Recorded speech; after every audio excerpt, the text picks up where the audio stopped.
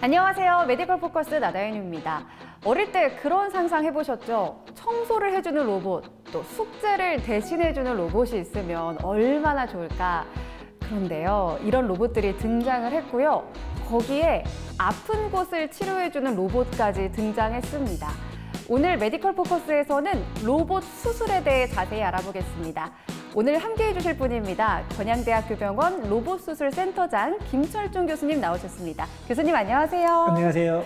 네, 교수님 이 로봇 수술에 대해 자세히 알아보기 전에 지난 2018년에 건양대병원이 로봇 수술을 처음으로 한 이후 지금까지 1,800년이 넘었다고 들었습니다. 네, 저희가 2018년도 4월 달에 첫 수술을 했고요. 올 1월에 1,500네, 아마 올 연말은 아마 2,000네가 될 것 같습니다. 혹시나 환자분들이 부담 느껴서 안 하지 않을까 걱정을 했었는데 저희 의료진들도 수술을 하다 보니까 로봇 수술의 장점을 많이 알게 됐고 환자분들도 만족도도 꽤 높았습니다. 요즘은 환자분들이 주변의 경험이나 다양한 매체를 통해서 정보를 얻고 미리 와서 로봇 수술을 하겠다고 하신 분들도 좀 많습니다. 가끔 그런 환자도 계시지 않나요? 예, 로봇은 믿음이 가지 않는다. 저는 교수님이 직접 해주세요. 이런 말씀 하시면서 아직도 로봇이 전자동으로 된다고 생각하시는 분들도 계실 것 같아요. 예전에 복강경이나 뭐 배를 열었을 때는 직접 환자 옆에서 그런 장비랑 기구를 사용해서 수술했지만 네, 서서 하셨었죠, 네, 보통. 그렇죠. 네, 그런 기구를 장착한 다음에 저는 옆에 콘솔이란 박스에 들어가서 거기서 조그만 동작을 움직임을 통해서 로봇팔을 약간 원격 조정 비슷하게 해서 수술을 진행하는 겁니다. 그래서 저희가 하는 거지 절대 로봇 혼자 하는 건 아닙니다. 그러면 로봇 수술은 팔이라고 하셨으니까 뭐 이런 관절도 있나요? 네, 아주 관절이 있어요? 중요한 지적입니다. 네. 복강경 그냥 일자 긴 가임입니다. 사실은 관절이 없어요. 그러다 보니까 우리가 사람들이 배를 열어 수술할 때는 팔을 쓰기 때문에 팔꿈치 관절, 네. 손목 관절, 손가락도 움직이기 때문에 아무래도 정교하게 할 수 있는데 복강경 수술은 그런 관절이 없기 때문에 어려운 기술이나 테크닉이 필요할 때는 한계가 있습니다. 하지만 로봇은 540도 이상 돌아가는 로봇팔을 이용하기 때문에 자유자재로 움직임을 할 수 있어서 비교적 정밀하고 정교한 수술을 할 수 있는 장점이 있습니다.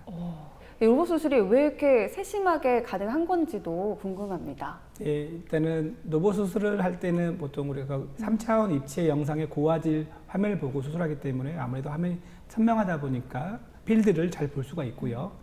또 하나는 중요한 것은 우리 복강경 같은 경우는 기구를 직접 수술자가 잡고 직접 네. 움직이다 보면 오래 하다 보면 손이 떨립니다. 우리 다 아시다시피. 네. 하지만 로봇은 기계 자체에서 의사들의 손 떨림을 컨트롤, 보정을 해줍니다. 그래서 직접 로봇팔에는 그런 떨림이 전달이 되지 않습니다. 또 하나는 파이어플라이라고 하는 형광 이미지 기능이 있는데요. 이제 수술하면서 실시간으로 그 기능을 켜면은 정상 조직이나 정상 혈관과 병변 조직이나 병변에 있는 이런 혈관들을 구별하게 보여줄 수 있게 돼서 저희가 할 때 그걸 보면서 실시간을 보면서 정상 조직의 손상을 덜 시키면서 병변 조직만 제거할 수 있는 그러한 기술이 있어서 쉽게 그렇게 정교하게 할 수 있는 장점이 있겠습니다. 근데 이 로봇 수술이 모든 수술이 다 가능한 건 아니잖아요. 현재 가능한 수술은 어떤 게 있고 또 무엇보다 중요한 거 성공률은 얼마나 될까요? 네, 지금 사실 로봇 수술을 가장 많이 하는 이제 과라고 할 수 있으면 저희 산부인과를 비롯해서 그다음에 비뇨기과, 그다음에 일반외과, 그다음에 좀 적지만 흉부외과랑 이비인후과도 다 수술을 하고 있고요. 요즘은 이전에 복강경으로 못했던 아니면 복강경으로 했을 때 어려웠던 수술들도 대부분 로봇은 가능하거든요. 그래서 요즘은 적응 질환이 거의 뭐 무한대다 할 정도로 확대되어 있습니다. 그리고 아까 성공률 말씀을 하셨는데 네. 사실은 이제 병원마다 또 집도인마다 수술 스킬이 좀 차이가 날 수 있기 때문에 이렇게 구체적으로 성공률을 사실 공개하지도 않지만 저희 병원을 예를 들면 저희 병원이 지금 한 1,800네 이상을 했는데 지금까지 한 3케이스 정도만 이제 배를 여는 수술로 전환됐기 때문에 성공률은 아주 높다고 할 수 있겠습니다. 이렇게 외과부터 산부인과까지 적용 가능한 범위가 굉장히 많은데 특히 이런 분들께 로봇 수술 더 추천한다 있을까요? 네, 보면은 이제 전 세계적으로 비뇨기과의 전립선암은 로봇 수술 자체가 표준 치료로 됐습니다. 이제는 저희 산부인과 같은 경우는 그 봉합을 많이 하는 근종 수술, 젊은 여성들, 그다음에 이제 자궁이 빠져서 탈출증이 있는 분들도 역시 로봇 수술이 유리한 수술일 거고요. 외과 같은 경우는 요즘 보면은 갑상선암이나 유방암 같은 경우는 수술했을 때 흉터에 대한 걱정을 많이 하시는데 네. 사실 이제 로봇을 이용하다 보면 흉터가 거의 보이지 않기 때문에 우리 겨드랑이나 이렇게 젖꼭지 밑으로 들어가기 때문에 흉터가 거의 보이지 않습니다. 그래서 환자분들도 선호하고 그러다 보니까 의료진도 이제 로봇 수술 많이 하는 것 같고요. 이비인후과 같은 경우는 입안 자체가 인후두가 되게 좁지 않습니까? 그래서 사실 접근하기가 쉽지 않은데 로봇이라는 그 정밀한 카메라와 조그마한 손목 같은 그 기구를 이용해서 쉽게 인후두 종양이나 구강암 같은 걸 수술할 수 있어서 이비인후과에서도 점점 수술이 확대되고 있습니다.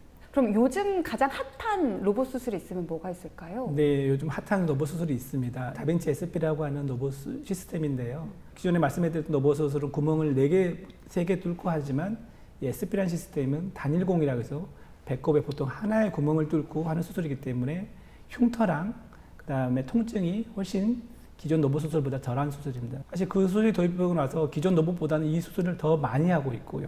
환자분들의 선호도도 되게 높은 편입니다. 영화에서 봤던 우리 미래의 우주 모습처럼 의술도 이제 미래의 모습에 정말 가까워진 것 같은데요. 이 로봇과 의술의 만남, 앞으로 어디까지 확장이 될지 정말 기대가 됩니다. 오늘 로봇 수술에 대해서 자세히 알려주신 건양대학교 병원 로봇수술센터장 김철주 교수님, 정말 감사합니다. 그럼 저희 인사 한번 드릴까요? 여러분, 다음 이 시간에도 유익한 소식으로 돌아올게요. 안녕!